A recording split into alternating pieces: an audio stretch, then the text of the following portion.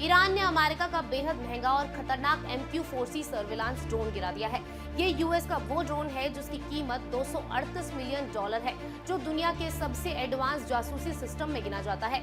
जंग में लगातार झटके खाने के बाद अब खुद अमेरिका ने इस नुकसान को कबूल लिया है।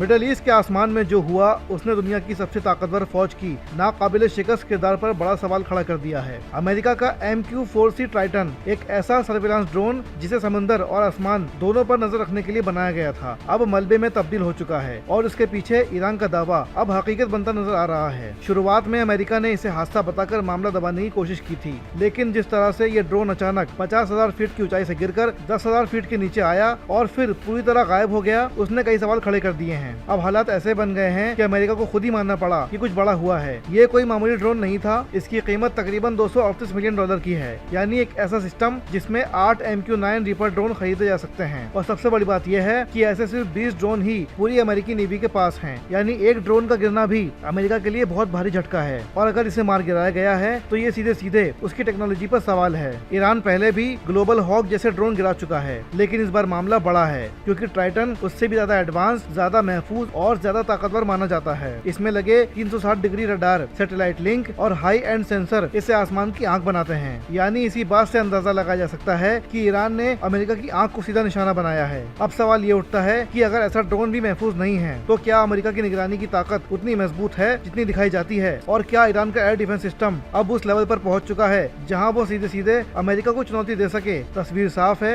ये सिर्फ एक ड्रोन का गिरना नहीं बल्कि एक ऐसा मैसेज है जिसने पूरे मिडल ईस्ट में बैलेंस ऑफ पावर को हिला के रख दिया है और ये बता दिया है कि ईरान ही मिडल ईस्ट का वाहिद शेर है।